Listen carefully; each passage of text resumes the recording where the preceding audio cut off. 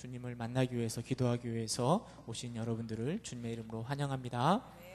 여러분들 영화 좋아하시죠? 영화 자주 보시나요? 네. 한국 사람이라면 이 영화는 다 좋아할 만한 영화가 하나 있습니다. 그 내용이 뭐 재미있고 또 그 영화 그 내용이 뭐 유명한 배우가 나와서가 아니라 그 제목이 너무나 한국 사람들을 끌어들이는 영화 제목이 있습니다. 10년 전에 그 영화를 제가 보진 않았는데 그 영화를 봤는데 그 제목이 뭔지 아십니까? 일본 침몰. 여러분 이 영화 보셨나요? 일본 침몰. 네, 그 이제 영화의 내용은 그런 것 같아요. 이제 그 재앙이 일본에 내려가지고 뭐 일본이 이렇게 가라앉는 그런 내용이었던 것 같은데요. 근데 왠지 모르게 이 영화가 나오면 한국 사람들은 너무나 좋아할 것 같지 않습니까? 일본 침몰. 물론 이 독도 문제나 위안부 문제나 여러 가지 역사 문제 때문에 일본이 얄밉고 미운 것은 사실입니다. 그러나 우리가 이렇게 흑백 논리로 일본을 무조건 미워하는 것이 과연 옳은 것일까는 좀 생각해 볼 문제인 것 같습니다.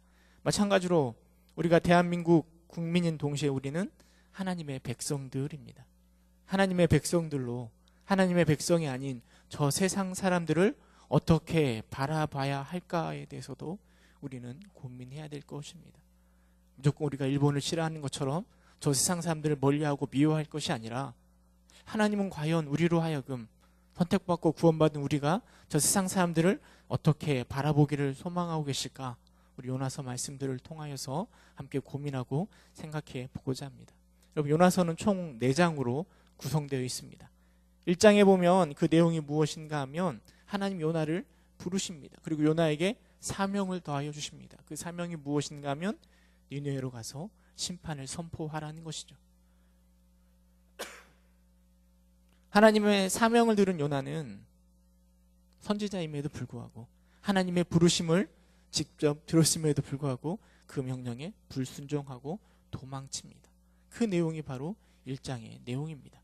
그리고 3장에 가면 어떤 내용이 기록되어 있는가 하면 하나님께서 심판하시겠다 했던 니느웨 백성들이 하나님의 심판의 이야기를 듣자마자 회개하는 장면이 기록되어 있습니다. 저 왕에서부터 저 백성 모든 사람들이 하나님 앞에 회개하는 내용이 기록되어 있습니다. 그리고 요나서 3장 10절에 가면 이렇게 기록되어 있습니다. 사람들이 그들의 행한 것 곧 그 악한 길에서 돌이켜 떠난 것을 보시고 하나님의 뜻을 돌이키사 그들에게 내리라고 말씀하신 재앙을 내리지 아니하시니라 라고 기록되어 있습니다.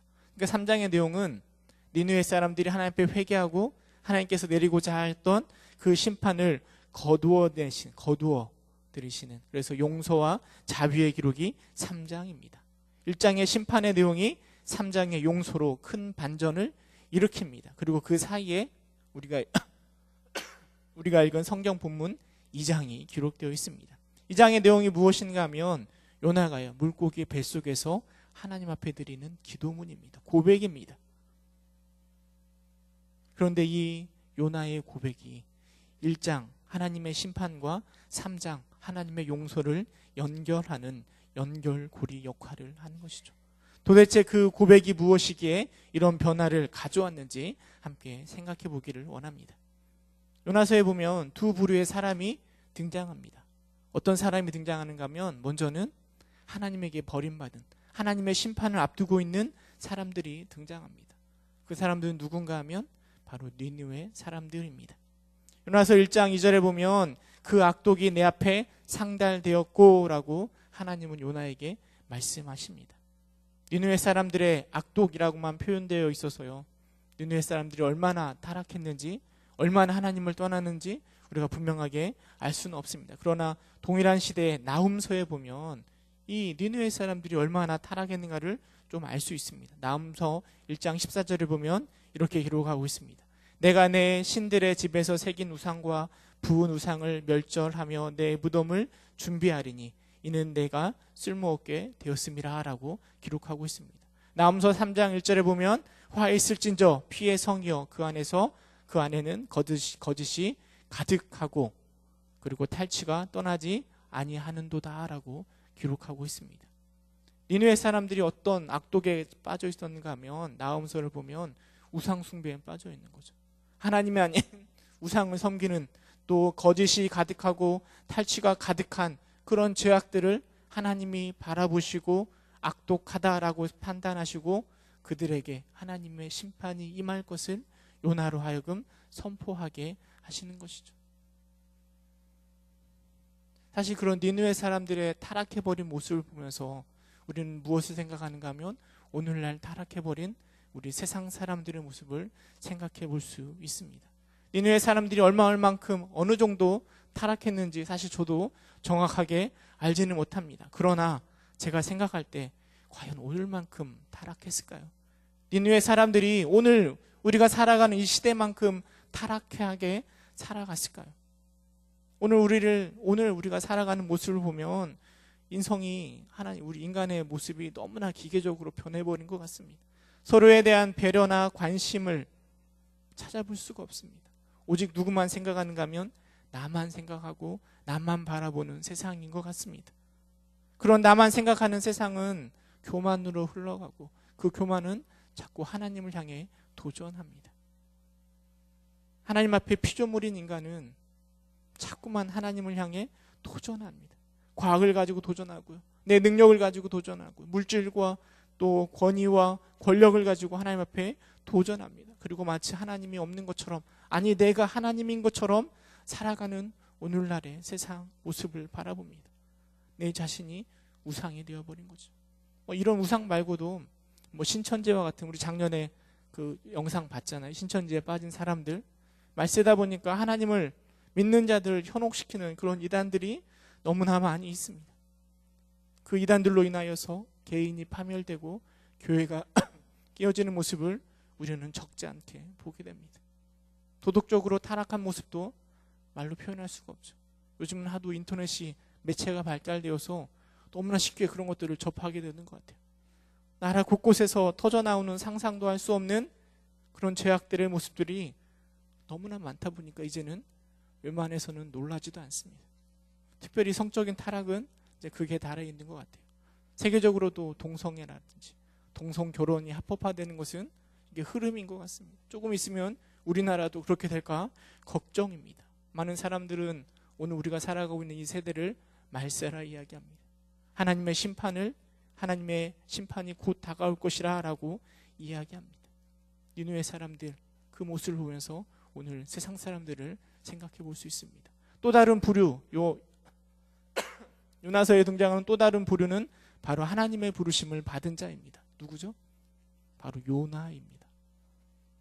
아비떼의 아들 요나는 하나님의 말씀이 그에게 임합니다. 하나님은 그를 선지자로 세우십니다.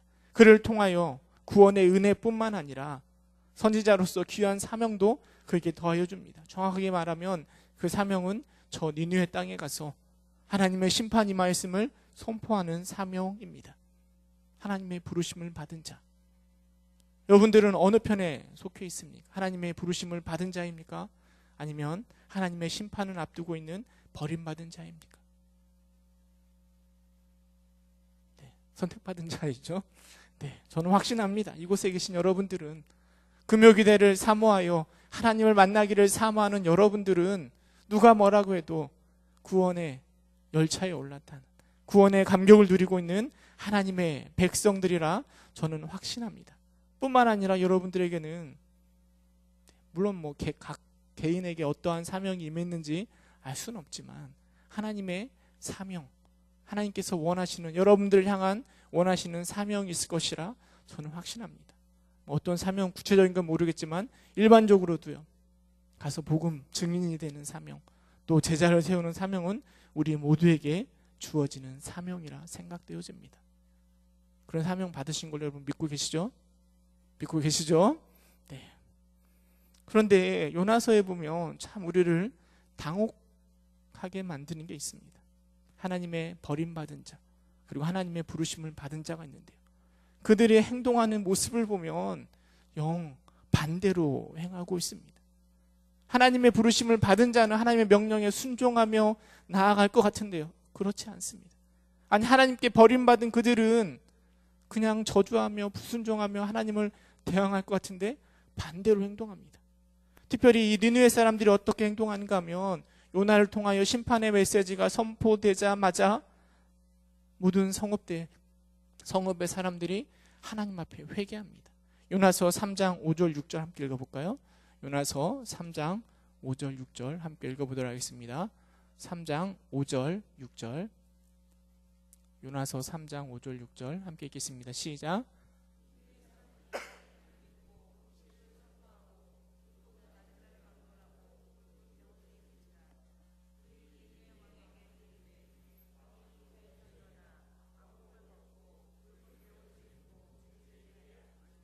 네, 죄를 너무나 많이 지은 네 사람들, 그래서 하나님의 심판이 40일 후에 임할 것이라 라고 요나를 통해서 선포된 그 사람들이 그 요나의 이야기를 듣고 웃기는 소리 하지 마라고 그렇게 대답하는 게 아니라, 그들의 사람들이 하나님 앞에 하나님을 믿고 금식을 선포하고 높고 낮은 자를 막론하고 베옷을 입고 하나님 앞에 회개하고 있다라는 것이죠. 하나님 앞에 부르짖으며 회개하는 모습을 성경은 기록하고 있습니다. 그러나 반대로 하나님의 부르심을 받은 요나의 모습은 어떠합니까?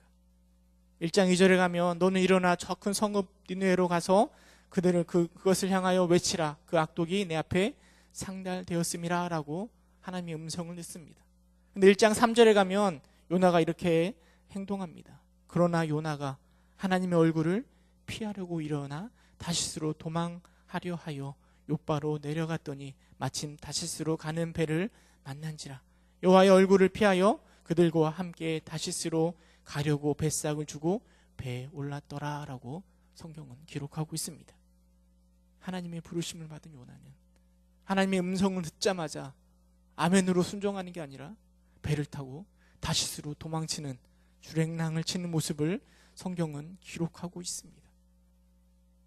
참 아이러니하죠. 하나님의 부르심을 받았는데 명령에 순종하는 것이 아니라 도망칩니다. 하나님의 심판을 눈앞에 두고 있는 니느웨 사람들은 하나님 앞에 철저하게 회개합니다. 특별히 성경은 요나의 행동에 대해서 계속해서 내려가다라는 동사를 사용합니다. 어디로 내려가는가 하면 욥바로 내려가고요, 다시스로 내려가고, 배로 내려가고, 배 밑층으로 내려가고, 바다로 내려가고, 나중에는 산의 뿌리까지 내려가는 요나의 모습을 성경은 내려가다라는 단어로 표현하고 있습니다. 사실 그냥 위치가 내려가는 것뿐만 아니라 그의 신앙이, 그의 믿음이 점점점 더 내려가는 모습을 성경은 우리에게 보여주고 있는 것입니다. 도대체 왜 선택받은 요나는 그처럼 그렇게 내려가야만 했을까요? 도대체 무엇이 요나로 하여금 이 니느웨로 가는 것을 그토록 싫어하게 만든 걸까요? 여러분, 이유는 한 가지입니다. 니느웨가 너무 싫은 거예요. 니느웨가 어디인가 하면 아수르의 수도가 니느웨입니다. 여러분, 아수르가 어떤 나라인가 하면 나중에 남유다를 멸망시킨 나라가, 이 북이스라엘 멸망시킨 나라가 아수르입니다. 늘 이스라엘을 괴롭히던 나라가 바로 아수르입니다. 우리나라 사람들이 일본을 그렇게 싫어하는 것처럼 아마 이스라엘 백성들이라면 아수르라는 나라를 그렇게 싫어하였을 것입니다. 요나도 마찬가지였겠죠. 그런데 사실 하나님께서 명령하신 건 뭐냐면 그 니느웨 사람들에게 뭘 선포하라고 했죠? 심판을, 악독이 가득하여 심판이 올 것을 선포하라라고 이야기하였습니다. 언뜻 생각해보면 좀 요나에게 기분 좋은 일 아니겠습니까? 내가 싫어하는 저들에게 하나님의 심판이 임한다, 이거를 말해주라 라고 얘기하는 것은 어찌 보면 요나로 하여금 기분 좋은 일이 될 수 있습니다. 물론 이런 마음을 품는 것은 좀 나쁜 일이겠지만 우리가 이 일본 침몰 이 이야기만 들어도 마음이 시원해진 것처럼 요나로 하여금 그들에게 가서 하나님의 심판 임할 거야 라고 말하는 건 요나로 하여금 기분 좋은 일이 될 수도 있습니다. 그러나 요나는 싫어하고 거부합니다. 왜냐하면 요나는 하나님을 너무나 잘 알고 있기 때문입니다. 우리 하나님이 나를 선지자로 저 니느웨 사람들에게 심판을 선포하라는 것은 이스라엘 백성들에게 선지자를 보낸 것과 동일하다는 거죠. 여러분, 이스라엘 백성들이 하나님이 선지자를 왜 보내셨을까요? 왜 심판 임할 거라 말씀하셨을까요? 하나님은 이스라엘 백성들이 돌아오기를 기대하십니다. 그러기에 선지자를 보내시는 거죠. 하나님이 니느웨에 요나를 보낸 이유도 마찬가지임을 요나는 잘 알고 있는 거죠. 요나서 4장 2절에 보면 요나가 그 이스라엘 백성이 니느웨 사람들이 돌아오는 것을 보고 이렇게 고백합니다. 우리 4장 2절 말씀 함께 읽어보도록 하겠습니다. 시작.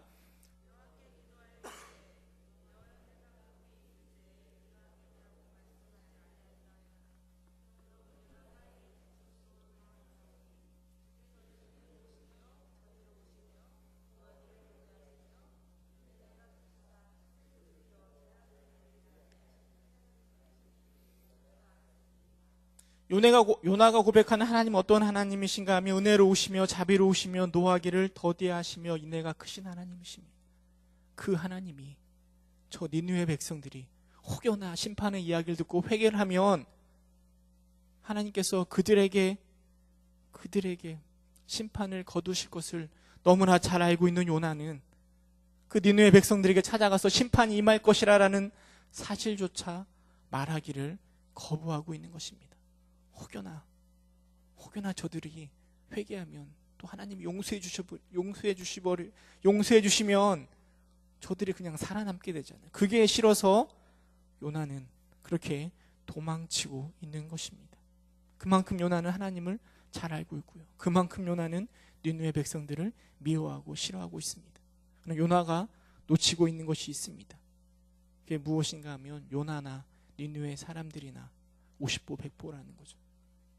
요나가 생각할 때 저 니느웨 사람들은 결코 하나님의 은혜가 임해서는 안 되는 사람들이라고 생각하고 있습니다. 저들에게는 무조건 심판이고 하나님의 어떠한 은혜도 임해서는 안 된다라고 자기의 기준 가운데 감정 가운데 그렇게 판단하고 있습니다.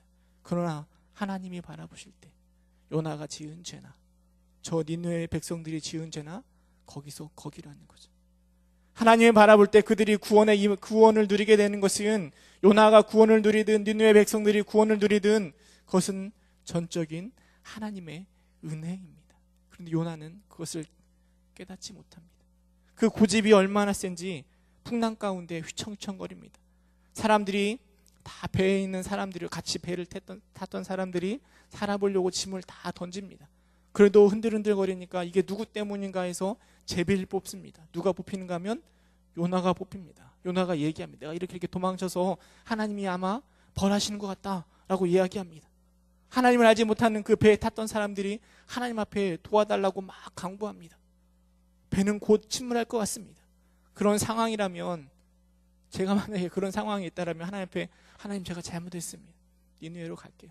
저 니느웨로 갈게요. 살려주세요라고 말할 것 같은데 요나가 뭐라고 얘기하는가 하면 사람들에게 나를 들어 바다에 던지라. 그러면 바다가 너희를 위하여 잔잔하리라 라고 이야기합니다. 끝까지 자신의 고집을 꺾지 못하는 요나의 모습이 성경은 기록하고 있습니다. 어쩌면 그렇게 하나님 앞에서 자신의 생각을 굽힐지 모르는 자기 멋대로 신앙생활하며 누군가를 미워하고 있는 그 요나의 모습은 어쩌면 오늘 신앙생활하고 있는 우리의 모습이진 않습니까? 하나님의 뜻, 하나님의 계획, 하나님의 말씀보다는 내 생각, 내 기준 이것들을 내세워서 내가 원하는 대로 내가 바라는 대로 신앙생활하는 그 똥꼬집 부리고 있는 그 모습, 그 요나의 모습이 오늘 하나님 앞에 서 있는 우리의 모습, 나의 모습이진 않습니까?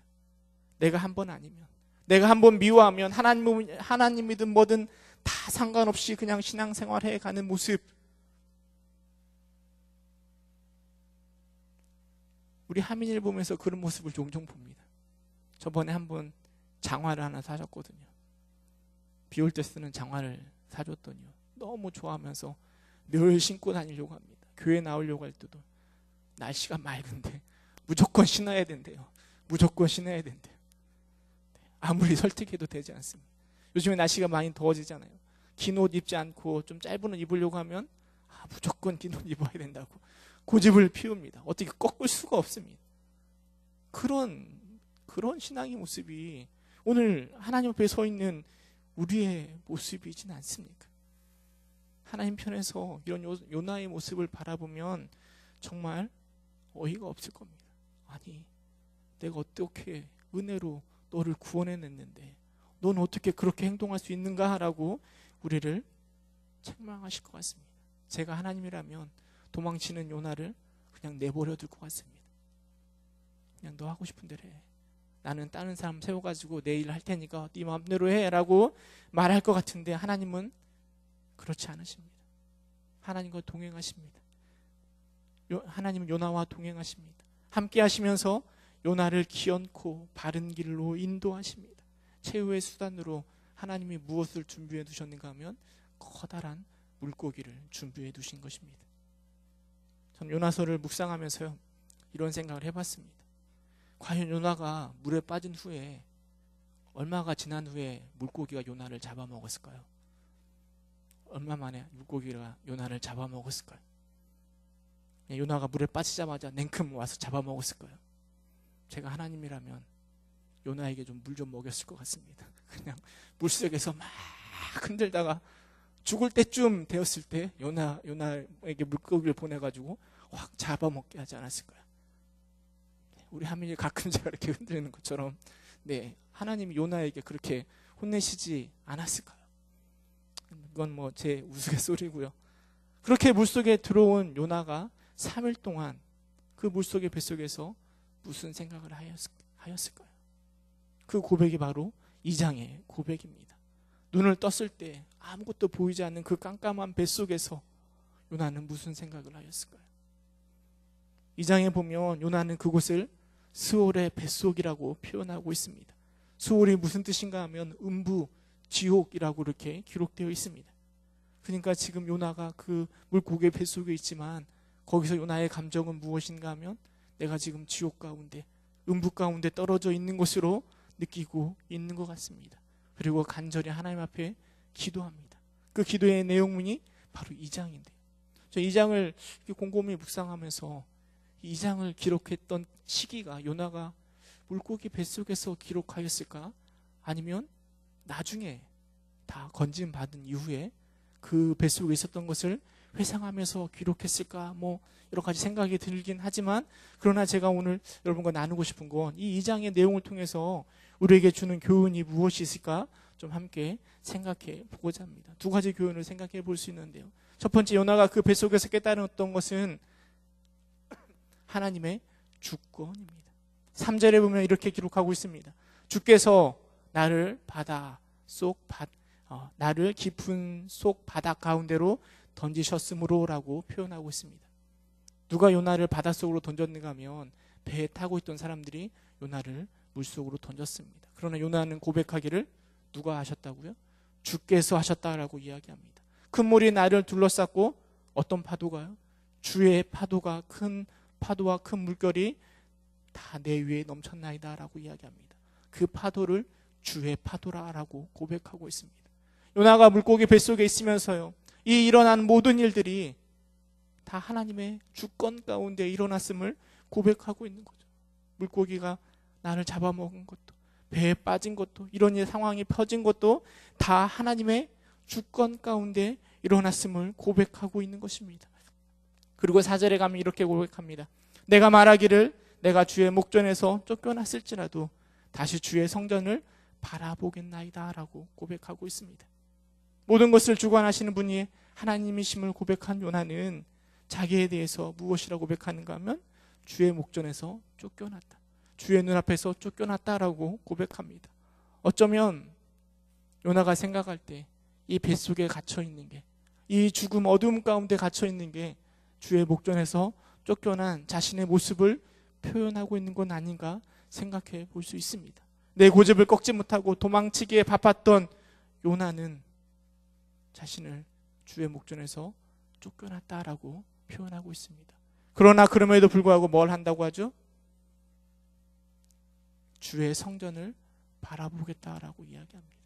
주의 성전을 바라보겠다라는 것은 고향을 잃어버린 사람들이 먼 곳에서 고향 쪽 방향을 바라보며 그리워하는 것처럼 주의 성전을 바라보면서 하나님을 기억하고 하나님을 바라보겠다라는 요나의 표현이라 생각되어집니다.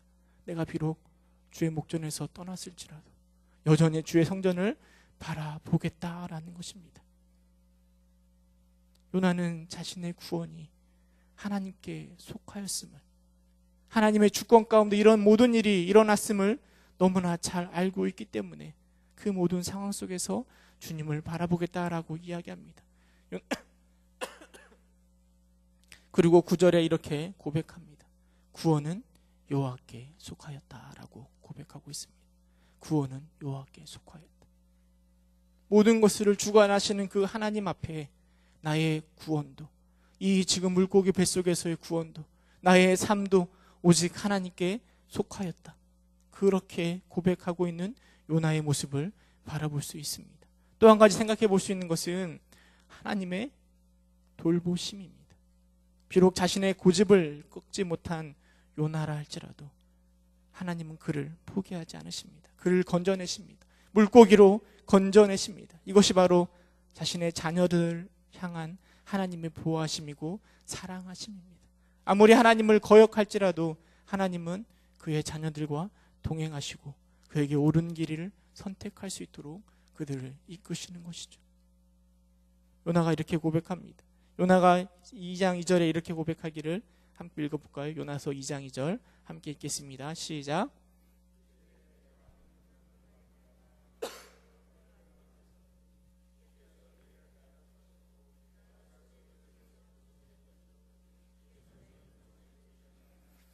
지금 요나가 뱃속에 갇혀있는 이유는 그의 고집과 그의 잘못된 생각 가운데 하나님의 심판처럼 그가 그 자리에 놓여져 있습니다.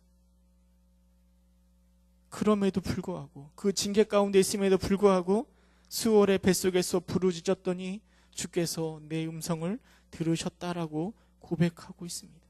여전히 하나님은 그렇게 심판하심에도 불구하고 그와 함께 하시고 그 음성을 듣고 계십니다. 2장 6절에 가면 내가 산의 뿌리까지 내려갔사오며 땅의 그 빗장으로 나를 오래도록 막았사오나 나의 하나님 여호와여 주께서 내 생명을 구덩이에서 건지셨나이다 라고 고백하고 있습니다. 여전히 자신을 사랑하시고 보호하시는 하나님을 요나는 그 뱃속에서 충분히 경험하고 있습니다. 그리고 그 사랑은 요나를 넘어서 저 니느웨에 살고 있는 좌우를 분간하지 못하는 12만 명을 향하여서도 역시 동일하게 그들을 사랑으로 바라보십니다. 그러기에 하나님은 그들에게 요나를 보내주셔서 회개할 수 있는 기회를 더하여 주신 것이죠. 그리고 요나가 또 9절에 이렇게 고백합니다. 나는 감사하는 목소리로 주께 제사를 드리며 나의 서원을 주께 갚겠나이다. 구원은 여호와께 속하였나이다 라고 고백합니다. 여러분, 요나가 이야기하는 서원, 그것은 무엇일까 생각해 보면 다른 것이 아니라 하나님의 명령에 순종하는 것 아닐까요? 저 니느웨 사람들에게 가서 하나님의 심판을 선포하겠다라고 결심한 것 아니겠습니까? 그런 결심을 하게 된 이유가, 그렇게 변화된 이유가 그 니느웨의 구원도 내 생각과 내 판단과 내 감정이 중요한 것이 아니라 그 구원 역시 하나님에게 속하였기 때문에 요나는 그 주의 사명을 감당하기로 주님 앞에 고백하는 것입니다. 지금 이 자리에 나를 구원하신 그 모든 것을 감당하시는 것도 다 하나님께 속하였고요. 뿐만 아니라 저 밖에 있는 세상 사람들 구원하는 일도 다 여호와께 속하였음을 요나가 이렇게 고백하고 있는 것입니다. 그러기에 3장에 가서 요나는 저 니느웨로 가서 그들에게 심판을 선포하는 것이죠. 여러분, 이 요나의 이 이야기를 우리에게 어떻게 적용하면 좋을까요? 자신의 고집과 생각과 미움을 꺾지 못하는 요나라 할지라도, 하나님의 사명을 집어치우고 도망치는 요나라 할지라도 하나님은 그를 포기하지 않으셨습니다. 전에 있던 목사님은 이 요나서를 이렇게 우리에게 적용시키더라고요. 요나라 할지라도 하나님은 포기하지 않으셨습니다. 그런데 그 목사님은 요나 가운데를 띄어서 읽더라고요. 요 나라 할지라도, 요 나라 할지라도 하나님은 우리를 사랑하십니다. 하나님은 요나를 통해서 저 니느웨 백성들을 구원하기를 원하셨던 것처럼 하나님은 요 나를 통해서 저 세상 사람들을 구원하기를 지금도 소망하고 바라고 계신다라는 것이죠. 여러분, 요나의 시는, 요나의 노래는 이 성경에 이렇게 2장에서 이렇게 마무리됩니다. 그러나 여러분, 우리의 고백은 아직 끝나지 않았습니다. 왜냐하면 오늘도 하나님은 요나를 부르셨던 것처럼 요나를 부르고 계시기 때문입니다. 아직도 하나님은 나를 통하여서 부족하고 형편없고 늘 똥꼬집 부리며 딴 데로 도망치려고 하는 요 나를 통해서 저 세상 사람들 가운데 복음 전하기를, 저 세상 사람들 가운데 하나님의 심판이 임하기를 선포하기를 바라고 계시기 때문입니다. 내 생각에 저들에게 복음이 필요할까요? 저들에게 가서 복음을 전한다고 해서 움직이기나 할까요? 아무 소용없는 일입니다. 저 사람은 정말 내가 미워하는 사람인데 어떻게 그들을 사랑할 수 있겠습니까? 라고 고백하고 그런 모습 가운데 있지만, 그럼에도 불구하고 하나님은 우리에게 순종을 요구하십니다. 저들을 향하여 끊임없는 그 사랑을 우리를 통하여, 요 나를 통하여 그들에게 전하기를 우리 하나님은 오늘도 우리에게 기대하고 계십니다. 요나처럼 돌고 돌아 그 뱃속까지 헤맨 후에 그들에게 가는 것이 아니라 하나님의 명령 앞에 순종함으로, 신뢰함으로 나아가시는 여러분 되시기를 주님의 이름으로 축원합니다. 6월이 호국 보훈의 달이라고 하는데요, 애국하는 것이 물론 여러 가지로 방법이 있겠지만 여전히 하나님의 이름을 알지 못하는 저들에게 우리가 복음을 전하는 것이 바로 애국하는 것 아닐까요?